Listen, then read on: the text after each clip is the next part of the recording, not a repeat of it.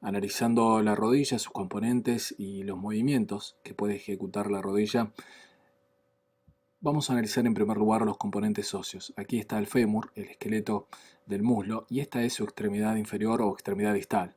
Tiene estas dos grandes prominencias. Aquí estamos observando el fémur desde adelante. Esta prominencia medial es el cóndilo femoral medial, cóndilo femoral medial.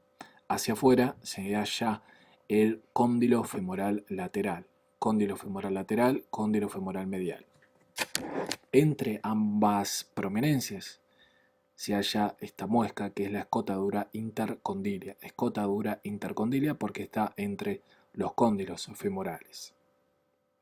Continuando con la animación por computadora, allí lo que apreciamos es que por delante del fémur se encuentra este hueso que es la rótula o patela.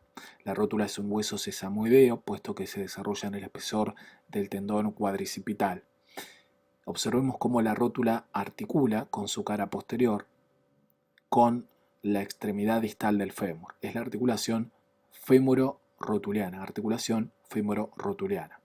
La rótula, para participar o para formar parte de esta articulación, tiene en su cara posterior una capa de cartílago articular, de cartílago de tipo hialino. Entonces, además, se observa de la rótula este polo inferior en forma picuda, que es el pico rotuliano, y un polo superior más extenso, que es el polo superior de la rótula, polo inferior de la rótula. El polo superior de la rótula presta inserción al tendón del cuádriceps, que viene desde arriba hacia abajo, y el polo inferior de la rótula o pico rotuliano presta inserción al tendón o ligamento rotuliano. Aquí observamos desde afuera al fémur y a la rótula. Este es el cóndilo femoral lateral. Cóndilo femoral lateral, aquí se halla el cóndilo femoral medial. Y ahora lo que se aprecia es la articulación del fémur con la tibia. Recordemos que el esqueleto de la pierna está conformado hacia adentro por la tibia, hacia afuera por el peroné, que no apareció aún en la animación. La tibia presenta dos prominencias en su extremidad proximal, en su extremidad superior. La tuberosidad tibial interna o medial, la tuberosidad tibial lateral. Estas superficies superiores que son planas se denominan mesetas tibiales. Existe una meseta tibial medial en relación a la tuberosidad tibial medial y una meseta lateral en relación a la tuberosidad tibial lateral. Continuando con la articulación de la rodilla, está claro entonces que participan estos tres componentes óseos: la extremidad distal del fémur, la extremidad proximal de la tibia y la rótula. No participa en la articulación de la rodilla el peroné, y la articulación fémoro-rotuliana es una articulación muy importante para la acción del músculo cuadricipital, pero está claro que la rótula no articula con la tibia, articula sí con el peroné, pero no con la tibia. Aquí en esta parte de la animación aparece el hueso peroné. Esta es la cabeza del peroné que va a articularse con esta área de la tuberosidad tibial lateral. La cabeza del peroné es muy importante también porque presta inserción al ligamento colateral lateral que contribuye a estabilizar la rodilla. Recordemos que un ligamento es un cordón fibroso que se extiende desde un hueso hacia el otro, pasando a través de una articulación. Actúa entonces como un tensor, como un estabilizador de la articulación.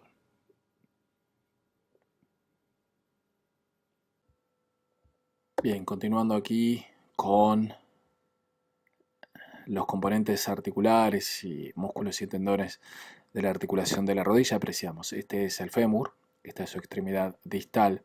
Aquí aparece la rótula. Esta es la extremidad proximal de la tibia. Y aquí aparece el peroné. Aquí, en relación a la rótula, observamos hacia arriba el tendón cuadricipital y hacia abajo el tendón rotuliano. desde el pico inferior de la rótula hasta esta prominencia que se halla adelante en la extremidad proximal de la tibia, que se denomina tuberosidad tibial anterior, se fija el tendón rotuliano. Entonces, el tendón rotuliano se extiende desde el pico rotuliano o polo inferior de la rótula, cruza la articulación de la rodilla, cruza la articulación femorotibial y se inserta distalmente en la tuberosidad anterior de la tibia o tuberosidad tibial anterior. El tendón cuadricipetal se extiende desde el músculo cuádriceps crural o simplemente cuádriceps, hasta el polo superior de la rótula. Hay varias fibras que se continúan y que envuelven, que de algún modo encapsulan a la rótula y se continúan entre sí, de modo que hay una continuidad entre el tendón cuadricipetal y el tendón rotuliano. Aquí se observan otras estructuras y vamos a buscar aquí, ver desde más cerca a la rótula, tendón rotuliano, tendón cuadricipetal en realidad. Este es el tendón rotuliano. Estos son componentes del músculo cuádriceps y aquí aparece el ligamento colateral medial. Esta es una vista desde adentro de la articulación, entonces aquí es adelante, aquí es atrás. Esta prominencia es la rótula, este es el tendón cuadricipetal, aquí se continúa envolviendo a la rótula y hacia abajo se extiende en forma de tendón rotuliano. Esta prominencia que se halla por delante, que se proyecta hacia adelante en la tibia, es la tuberosidad tibial anterior, Aquí se inserta este tendón que es el tendón rotuliano. Muchas veces esta prominencia ósea duele con mucha frecuencia, con mucha insistencia, sobre todo en jugadores de fútbol que están en la etapa del crecimiento, en la adolescencia, en particular en torno a los 14 años. Es la llamada enfermedad de Osgood-Schlatter, pero dicho en un concepto más sencillo, es una enfermedad del crecimiento. Esta zona se inflama porque este tendón está traccionando fuertemente en la actividad del juego del fútbol.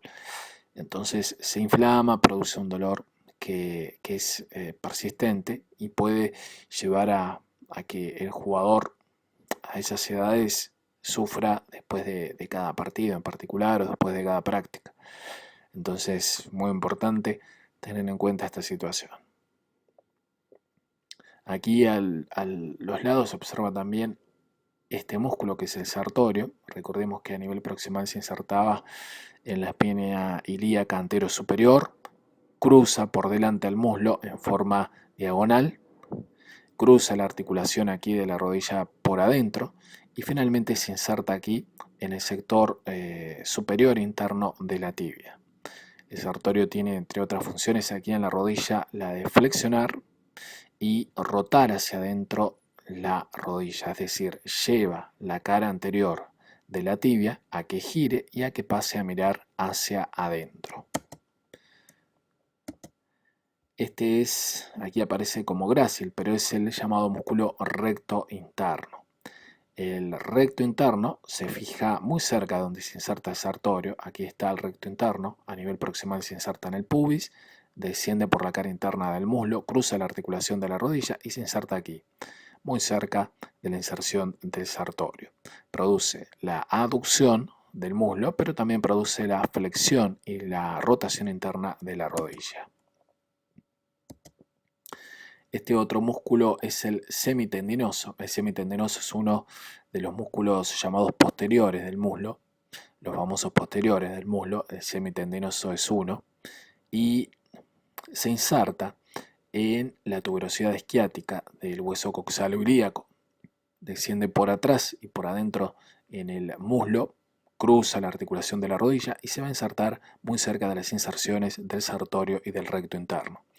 La inserción prácticamente conjunta del sartorio, recto interno y semitendinoso en este sector alto de la tibia se conoce como pata de ganso. Entonces la pata de ganso son una serie de fibras que resultan de la convergencia de las inserciones de los músculos sartorio, recto interno y este músculo que es el semitendinoso.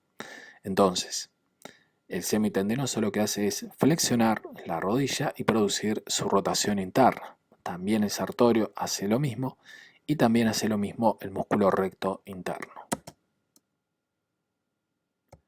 Aquí aparece otro de los músculos posteriores, en este caso estamos observando la rodilla desde atrás. Entonces, además del semitendinoso, este otro músculo posterior, que es el semimembranoso, se inserta a nivel proximal en el mismo sitio que el semitendinoso, es decir, en la tuberosidad isquiática del coxal. Desciende por atrás en el muslo y luego pasa por detrás del cóndilo femoral medial, cruza la articulación femorotibial, la articulación de la rodilla, y se va a insertar posteriormente en el extremo superior de la tibia, hacia atrás de la inserción de la pata de ganso.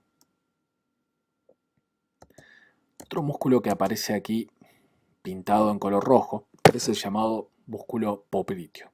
El popliteo se inserta arriba en el fémur, en el cóndilo femoral lateral. Aquí estamos observando la rodilla desde atrás. Este es el cóndilo femoral medial, esta es la escotadura intercondilia, este es el cóndilo femoral lateral. Aquí aparece peroné y esta es la tibia. Entonces, aquí pintado en color rojo se halla el músculo popliteo. El músculo popliteo se inserta arriba entonces en la cara lateral del cóndilo femoral lateral. Desciende, cruza la articulación femorotibial y se va a dirigir en diagonal hacia adentro para terminar insertándose en la cara posterior de la tibia. Entonces es un músculo que produce la flexión de la articulación de la rodilla y también tracciona desde aquí a la tibia, la hace girar hacia adentro. Entonces es también un rotador interno de la rodilla. Aquí aparecen los músculos gastrocnemios o gemelos. Estos son los famosos gemelos. Aquí estamos observando desde atrás a la rodilla, de modo que esta masa muscular que está asomando aquí corresponde en parte a la masa muscular de la pantorrilla. Existe un gemelo interno y un gemelo externo, o gastrocnemio interno y gastrocnemio externo. Son sinónimos. Gastrocnemios que se insertan arriba en los cóndilos femorales medial y lateral respectivamente, luego descienden cruzando la articulación femorotibial, se van a reunir en una masa muscular común conjuntamente con el sóleo, que es otro componente muscular del llamado músculo tríceps sural, que como su nombre lo sugiere se integra por esos tres músculos: gemelo interno, gemelo externo y sóleo. Finalmente estos tres músculos hacia abajo se van a continuar en el tendón de Aquiles. Aquí se observa otro de los músculos posteriores, que es el bíceps femoral. El bíceps femoral se inserta a nivel proximal en la tuberosidad isquiática, desciende por detrás en el muslo y además se va dirigiendo hacia afuera. Pasa por detrás del cóndilo femoral medial, cruza la articulación femorotibial y se va a insertar distalmente en la cabeza del peroné. Su función es la flexión de la rodilla.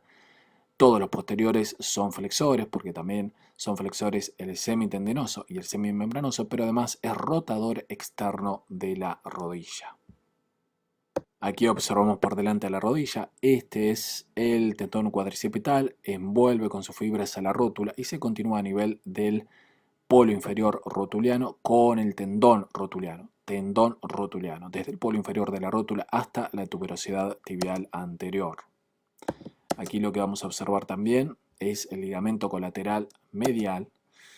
Entonces este ligamento estabiliza la rodilla y va desde el cóndilo femoral medial, cruza la articulación femorotibial y se va a insertar distalmente en relación a la extremidad superior de la tibia. A continuación vamos a observar los ligamentos cruzados que se extienden entre el fémur y la tibia. Este es el ligamento cruzado posterior. Aparece algún otro ligamento.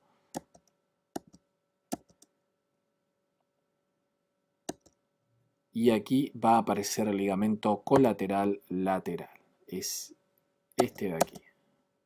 Desde el cóndilo femoral lateral hasta la cabeza del peroné.